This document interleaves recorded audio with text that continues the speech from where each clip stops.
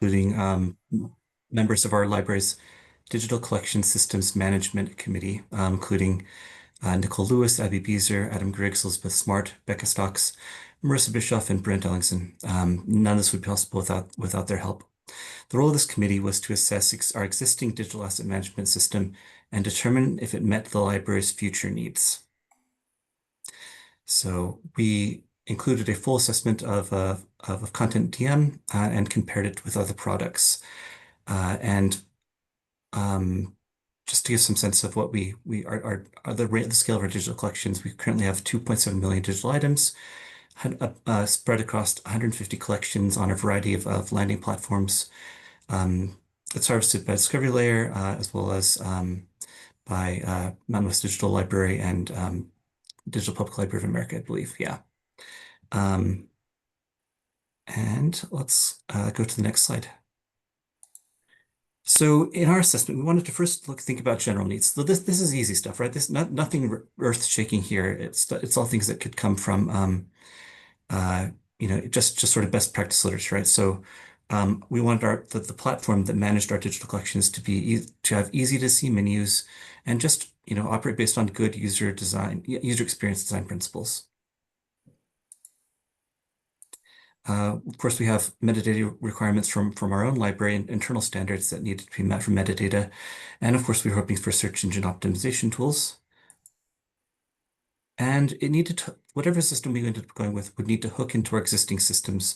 Our BYU's, user authentication platform that sort of hooks everything in the university into it. And of course, we're hoping for a responsive vendor and that there would be frequent updates. We're not looking for an update every day, but we didn't necessarily want to have a product that would sit and make no changes for the next 20 years. And we also were hoping for digital image manipulation, so the ability to pull images down in different formats and in different sizes. So those are sort of the principles that we came into the project with. But as a committee, we had some specific needs that we had too. So we needed to understand our patrons. So when we talk about library patrons, we're talking about students, faculty, and people who are just randomly browsing through our collections on the internet. We can make assumptions about this group based on anecdotes and existing research, but we wanted user stories in addition to statistical reports. Because this is a huge group of people. Our patrons are actually many small communities of users, not a nameless mass.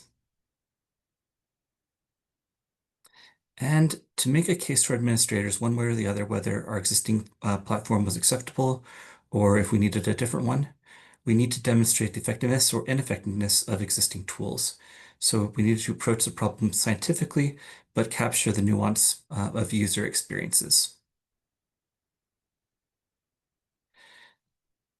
The main focus of this presentation is on our faculty study, but before we embarked on a study of faculty research behaviors, we actually had done a previous study on undergraduate behaviors, and a lot of this hooks into the larger study. So what are teaching faculty dealing with? We initially undertook a study of undergraduate behaviors. You had to better understand them and to get perspectives on the challenges that faculty face. So some of the challenges include limited experience with our digital collections. There's a range of experience that people need to have to use most digital libraries, and there's a wide range of information literacy and experience with primary sources. In this undergraduate study, the vast majority of folks had never used our content DM system through the BYU library. Some were a little bit less common, and then occasionally was not super popular, but also 22%. So not nothing. Let's go on. So additional undergraduate behaviors we noted, reading handwriting is loathsome to them. There's an immediate disinterest on anything that's written in by hand. And we also found that students often or always missed transcriptions, almost always missed transcriptions. And one quote that we pulled from this is, "What? I cannot read any of that. I think if I knew how to read this, I could tell you if I found it or not." We had been assigning the undergraduates to find particular items, and because this person couldn't read this document, they just they couldn't say one or the other. And well, I'll run this maybe a little bit more quickly, but so undergraduate behavior scrolls past most of we noticed that undergraduates we were doing screen captures, so we noticed that they scroll past most of the information on a page, and that they would just kind of they'd put in their search results and then they wouldn't really click anything. Then they would give up quickly. Um, Students tended to be very quick to give up on a search strategy or to try a new method if they didn't immediately see a pertinent result above the fold of the page of the screen.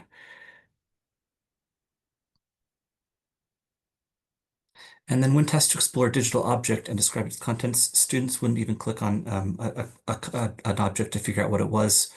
And again, they skipped over transcriptions. They tended to rely on a few lines from the object description and the metadata. Okay, All so right, so move. Okay. Okay, so I'm going to talk about a study we did. It was a qualitative study with a number of faculty.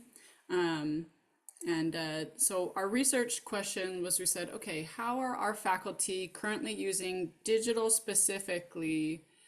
primary sources for that teaching? And then how might the platform bolster or inhibit those uses? We hypothesized that they were using digital primary sources and that those uses would look very different and have a wide range of types of materials and use cases. And we hypothesized that the technical aspects of our platform would affect our faculty's experience and willingness to use a digital environment for teaching with primary sources. But we didn't know how. We didn't want to say that we knew with any definitive confidence what those uses look like or how our platform was doing. So we decided to interview our faculty. So we had a two-part study. We started with a qualitative interview where we asked them mostly open-ended questions. What technical challenges have you encountered in incorporating digital primary sources into your pedagogy? What tools would increase your use? And how is your field changing or developing that might affect how you teach or how you research with digitized or digital primary sources in the next 5 years? And then also, because we really wanted a holistic look at our users, we wanted to understand kind of more of their native patterns of using the digital environment. So we asked them to screen share a favorite digital library platform. We told them in advance, you can choose whatever you want. Just show us what your use looks like. And we saw many examples. They showed us about 70. And so we would ask, can you demonstrate what a typical search for digital primary sources looks like in your favorite system? What content or technical features do you like? Are there any technical features that you don't like? And we got a lot of good data out of this study. And so here's some examples of the types of platforms that they showed us. Again, they just showed us dozens. And once they kind of understood what we were asking, they got really excited. And so they would show us their favorites and they definitely had opinions about, the menus and how the viewers looked and the metadata and how the search worked. And so these are just some random examples of some of the fun repositories that they showed us. There was Chinese ones, there was music ones, there was traditional print and manuscript materials, just everything under the sun.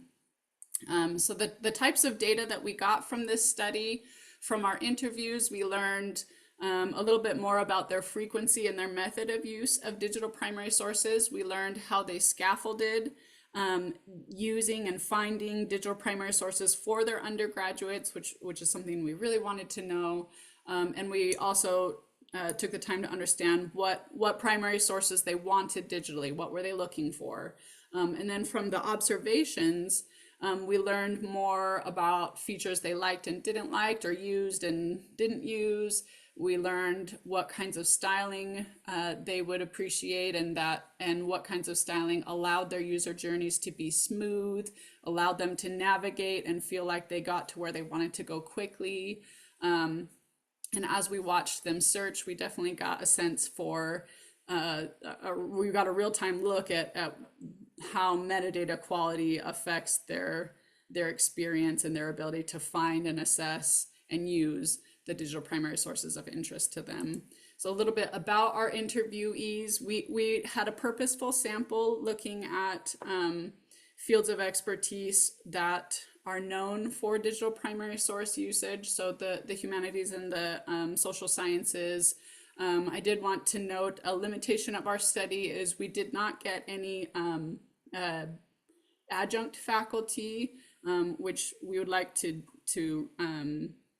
fix in a future study, kind of a replication study. Um, and as we looked at our study, as we looked at our interviewees, we kind of ended up forming these personas about our faculty, and it wasn't enough just to say we have undergraduates, they're a block of users with these types of use cases, and there's faculty. We actually ended up dividing faculty further into digital native cohort and a digital immigrant cohort. We found that digital, and it doesn't always necessarily correspond to their age, but we felt like digital native faculty, both cohorts are really motivated to find digital primary sources. Everybody used them. Everybody was happy to use them.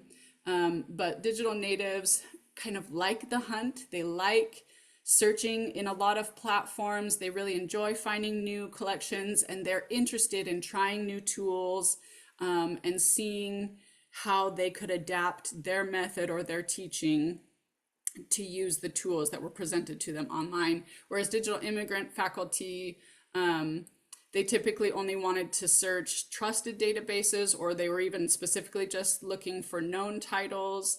And they usually have a few set technologies that they like and they know how to use, and they didn't really change their methodology. So that was an interesting kind of way to know our users better, was to see that aspect of them play out in real time as we interviewed them. And now Greg is going to talk a little bit more about those study results, about what they showed us. Great, thank you. All right.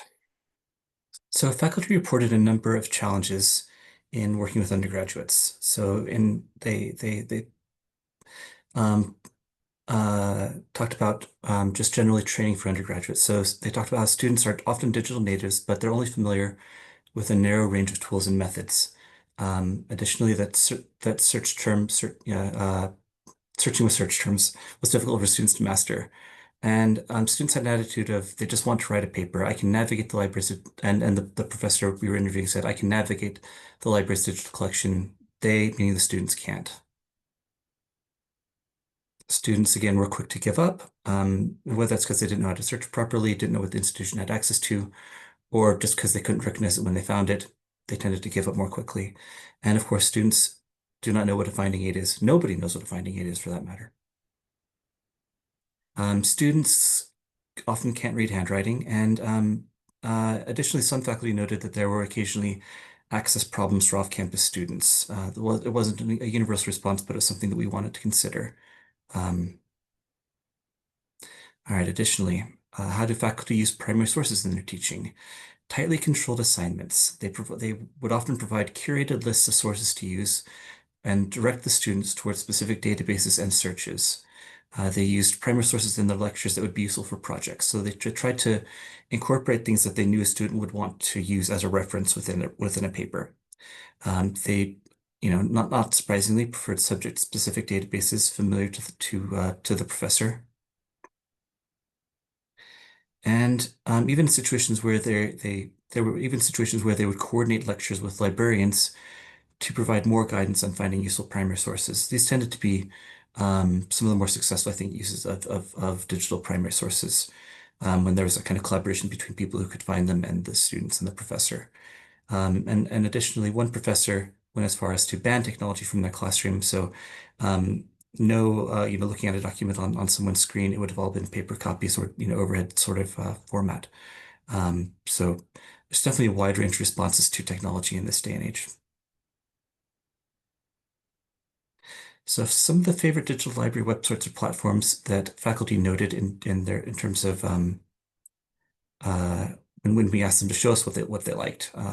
A lot of things that they liked were the websites of national libraries or archives. Some pointed out Google Books, Internet Archive was mentioned a couple times, HathiTrust, BYU's digital library, and others, yeah.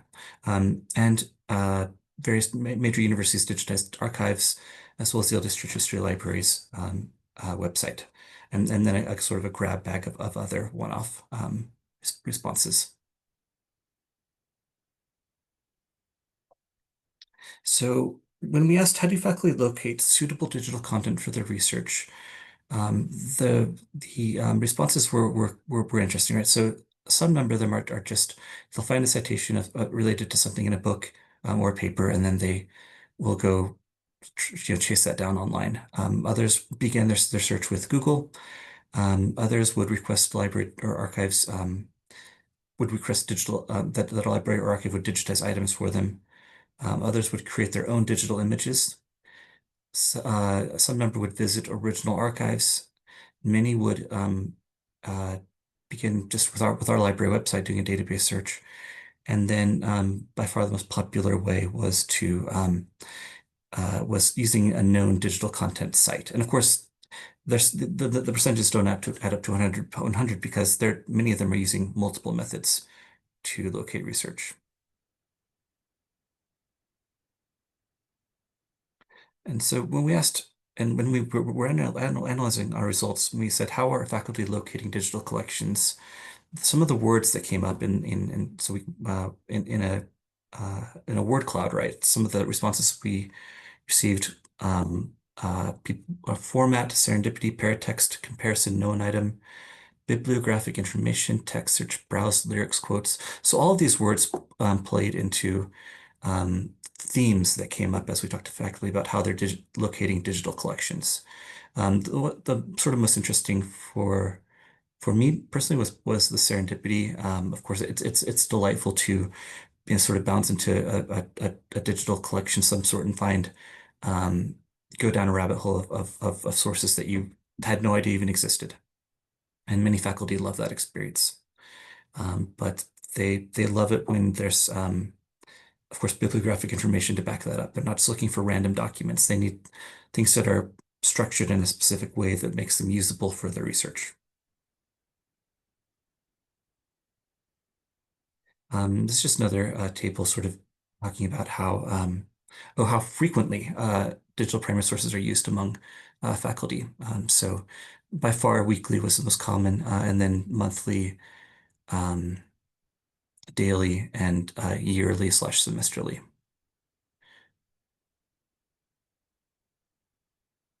So talking more again about how faculty use digital libraries in their research.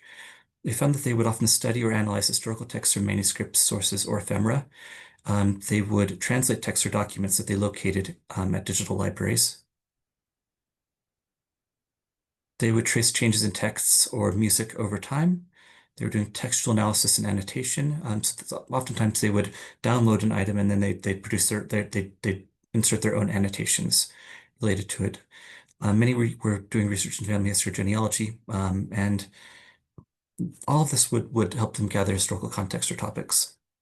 And additionally, they would often try to create, sometimes they're doing sort of comprehensive historical research across a wide range of sources surrounding a specific historical event.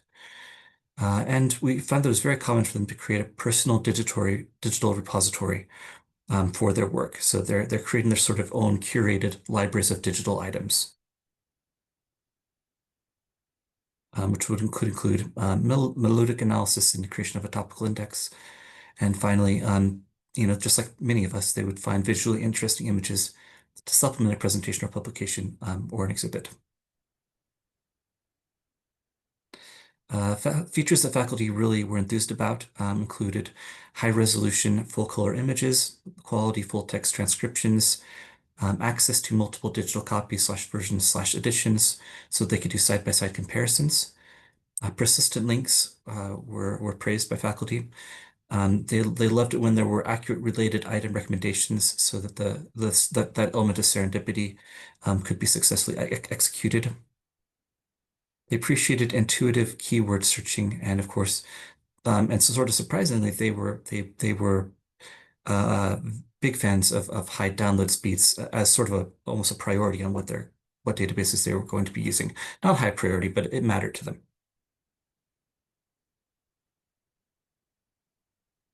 So, and this goes back to, or rather, this goes along with the challenges that they would face when they were trying to use digital libraries.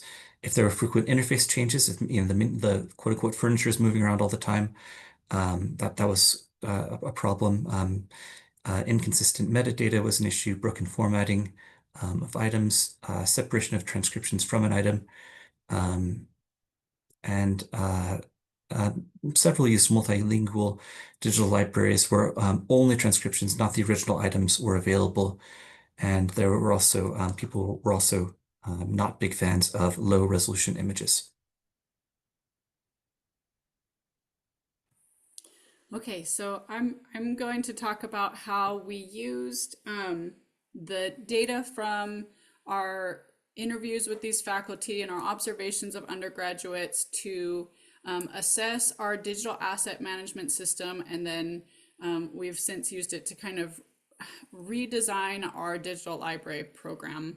Um, so just from my perspective, um, in 2021, when we kicked off this project, I was fairly new to my job as managing the digital initiatives department.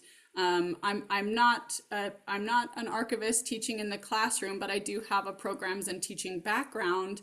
And as I took over these systems, I thought I'm used to teaching and seeing how it's going and being able to adapt. And I felt like I really wanted to make sure to match what's happening in my digital environment to those patron needs. I really wanted a visual of what's happening in this digital environment so that we could be more flexible, so that I felt that the system that I was in charge of was designed in a way that could meet the faculty's needs with as much careful attention as our programs in our reading room and in our classrooms are.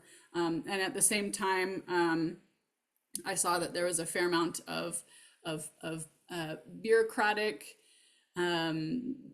stuff to be weeded through, which I think none of us will find surprising. So I really wanted to coalesce and kind of get people on the same page about the opportunities presented by digital. And I saw that digital in many ways is a change instigator. I'm sure there might be people on this call who will say, well, analog is 1,000 times better than digital, which I agree with in many ways. But the asterisk is, even if it's better, the faculty are using it and the students want to use the digital. And so we want to make sure that these objects, that we give as attention to these objects as well, and make sure that their experience with them is useful and that they can meet their pedagogical and their educational goals.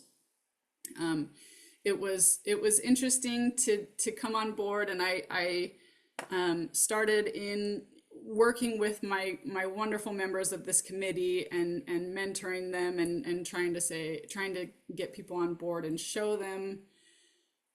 Looking through these studies at our patrons helped everybody see how much the platform that you use affects their experience and affects the educational outcomes, which is what we all care about, right?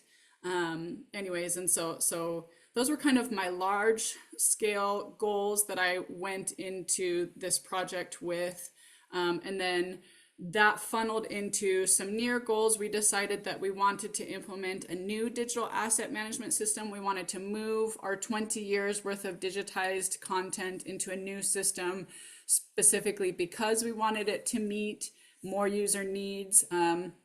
We also wanted a system that could be easier to integrate with the rest of the library site. And then this is still a goal that I have that we haven't started on, but I'd love to do in the future, because we heard from a lot of faculty about how they would love more contemporary records, but of course there's often copyright or restricted copyright restrictions on contemporary materials, so you can't put them up on the open web, but you can still use these systems, hopefully, to create some kind of virtual reading room. Still working on that. But yeah, so now I'm going to talk to you a little bit about some of the technology, some of the platform functions that we have identified as beneficial to meeting our patrons where they're at better. And I want to also mention that of all the technologies I'm about to explain, none of them exist in a single system. I wish they did. We picked one that we hope has a lot of them, but some of these technologies are kind of aspirational, a way for us, goals for us to keep in mind as we try and push our systems to being a digital environment that benefits our patrons. So some of the technologies that we focused on is we had this goal, okay, we need to go from a minor league search function to a major league. And that's not something that you just wave a wand and do. So on the back end, we needed to change our system's data structure from everything is in little siloed collections to every object is the same, and the metadata and a really, really good indexing and search function can pick them all up. And of course, to do that, we recognize that we have some poor metadata that we really want to clean up. And we needed a system that would help us do big batch metadata. For instance, our controlled vocabularies were just all over the place. If you look at these, this is literally just pulling out of one of our collections. Some of them are really specific. Some of them are just wrong. There's a call number in the middle of there. Some of these are genre terms. And so we have a lot of work to do cleaning our metadata so that patrons can feel more confident when they are searching, that they get all the results that would and could apply to their search. On the front end, we saw that, oops, my mouse is so like sensitive today. It just, it's like moves on a dime. Okay. On the front end, we had this in our advanced search. We noticed there was, you could pick date as a search term, but there was also a separate date search field. And we watched undergraduates just crash and burn on this all the time. We said, we need to simplify this, and dates should be searched for more easily. We also wanted a couple of other search options. So we would love it if our search was smart enough to try to autofill as you typed from our controlled vocabulary. So this is an example of a search in a platform that does this. So they're searching for California and it's starting to pop things up. And then we also wanted a search that would save the last few searches that we have done. So this is another example of a platform over here on the right that has saved a couple of searches that I did. You can tell I was testing this one's ability to search for diacritics. Okay, so a couple of other tech things. So we had this goal, okay, we need to make our content more intuitive for students who just are good at social media and Google and are just expecting everything to be like that, which is really hard to do. Us librarians have kind of an uphill battle when it comes to that, but once more into the breach, dear friends, let's go. So the front end, there's things that we can do to help this. If we can get a system that will highlight our search terms in the results or offer thumbnails, that helps students. So an example of this is if you look right here, I searched for the term TV or television, and there's no indication of how these searches relate to television at all. So we would love it if it pulled the metadata that's associated with this search. That we saw people would get confused by searches that don't show you why they're pulling up what they're pulling up when you search something. We also wanted to help patrons intuit connections between items, particularly from manuscript collections. Couple of ways to do that with the system. You can, breadcrumb trails are really useful for people to kind of work backwards and see how things are organized, as well as the ability in a system to show you linked or related assets. We felt would be a really useful features to bring into our digital environment. A couple of other front end ones. We felt, okay, the faceted browsing, using those controlled vocabularies, that must work. We just saw over and over again, everybody wants that option. Everybody kind of wants an Amazon experience where they can go in and select, narrow by author, narrow by location, pick a subject, and then go. We have to meet that need. For undergraduates, we found that they tended to like the experience of having a digital object that scrolled down instead of having to do a flippy book reader. And then we also saw, as Greg mentioned, that undergraduates are allergic to handwriting. So we really put a lot of value on making sure that we have a system that can do OCR, ideally that can have one of these handwritten text recognition abilities, but that functionality is still kind of a baby. And so we wanted to make sure that we had the ability to clean up whatever automated text it was generating. And we wanted those transcriptions to be right next to an image. So if you're having a digital object, we wanted to put the transcriptions near it because that allowed our patrons to engage more and longer and more intelligently with our digital objects. A couple of other kind of surprises for us that the faculty expressed a desire for. Greg mentioned this already, but they cared a lot about the load times. If they thought it was a slow system, oftentimes they did not think that the content in the system was justifying working with it. They also didn't want to fiddle with having to create many logins for every site that they went to. They cared a lot about Zoom. We have a lot of people who still feel that they can have a sense for people, who are interested in material culture. They felt that the Zoom often got them close enough to what they were looking for. And they also, one faculty just hated, she kept saying this, she would show us an image of an item, and that particular system had like the advanced buttons and the back buttons and the save buttons in the image itself. And she was like, get rid of it. I want the image clean. Don't put any buttons on my image. So we took note, okay, no obstructions in the actual image itself.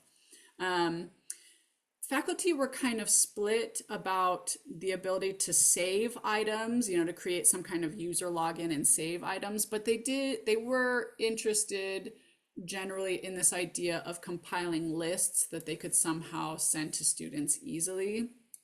And they also voiced this idea that we termed portability. They really wanted their digital objects to feel portable. They wanted to feel like they could go to another computer on another day and confidently bring up a digital object of interest to them that they had found previously quickly. So we thought that there's kind of two ways to achieve portability. The first is to offer the items for download, just give it to them, and ideally in a couple of different formats so they can choose. And the second is to make sure that you have stable links or persistent links. And because we heard from faculty who had a lot of wrath for links that broke, we are introducing the ARC persistent identifier system into our digital ecosystem to help support that. A couple of other things that the faculty mentioned, they really wanted the ability to tag items, and some of them would say, like, trust us, trust our ability. When we read these items, we will tag it with what we think is important, and you'll probably benefit by letting us tag it. So we're looking for that ability in our system. Faculty were quite skeptical of all citation generators, so we chose not to put any emphasis in selecting a system that had fancy citation generator abilities. And then some of them mentioned that they liked the ability to annotate, but a lot of them just kind of said, well, let me download it and I'll just annotate it myself on like a PDF, Acrobat or whatever. So maybe we thought we could provide some virtual folder collaborative abilities, but again, we didn't put a ton of time or effort into this. And then, we heard a lot about people saying that they liked seeing systems that were responsive. So because we have been told by our IT that we needed a vendor hosted system, that we were not going to get an open source system, we set a goal to make sure to ask a vendor about their roadmap. What were they trying to add? how big is their dev corp, that kind of thing. And then I mentioned that another big goal we had is we really want to make sure that our system is integrated well, because that affects the user journey a lot. A lot of students just cannot find our digital asset management system, and we're falling down in their ability to even locate things, let alone use them. So we wanted to integrate into our library website better. We needed a link from the homepage. We realized there was not a homepage link there. And then we happened to have this this digital collections landing page, and it lists like over 100 different digital collections. You can see how big it is. This is only going to the B's. There's just hundreds more. You just scroll and scroll and scroll, and we realized that students and faculty alike kind of got lost in this page. So we wanted to, we'll redo this, hopefully within the system, you know, kind of leading people through things more easily. Our discovery layer, the main library search in our library was not integrated well with our digital asset management system. So we said we want to work to see if we can put thumbnails into the library search that will help demarcate when stuff is digitized. And we noticed that our print and digital records for the same object were not always merged, and we would love to consolidate those so that when people are searching for a diary by somebody they were interested in, they would see both that we have the diary down in special collections and that we have a digital copy at the same time.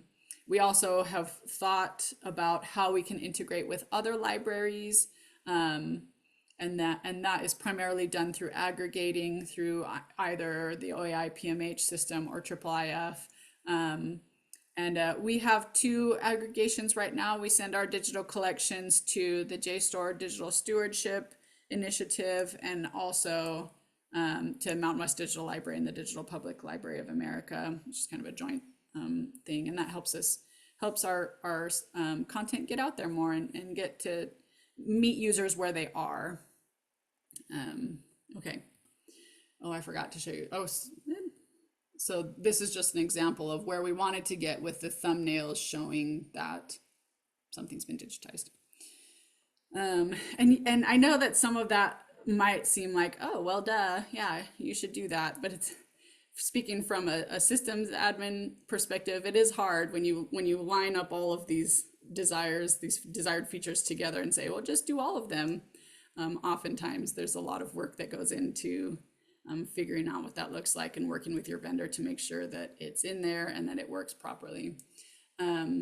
Something that we also learned from our studies is what content we want to add to our digital collections in the future. Every single faculty member we interviewed voiced an expectation that there would be more digital primary sources of interest coming out in recent years. Everybody wants it. Everybody is expecting it. Everybody's looking for it. A lot of them voiced interest in seeing more materials outside of the traditional Western canon.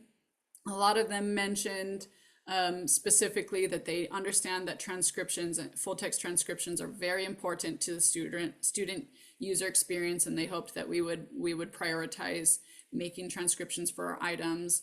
2 things that we didn't expect was they mentioned that they felt students are very visual nowadays, and so it's okay to create some brief how-to videos somewhere early on in your DAM experience that would kind of help students use any parts of the system that we couldn't make any clearer or more intuitive.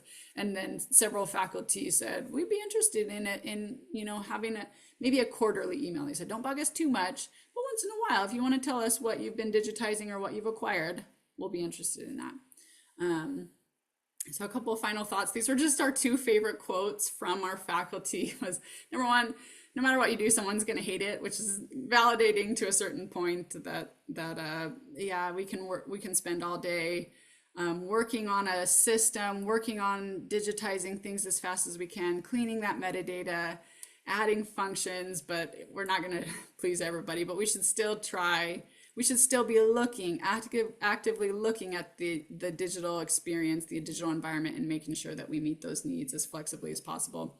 And then just validation from faculty who reminded us no bad project ever starts with good primary sources, and a lot of them voiced this love of the research that they're able to do because they have so much access, which they have not had in decades past. So that was a nice validation for us, like, oh, we're doing something that they care about and that is helping them. So thank you. We're glad we made it there. So with that, that's my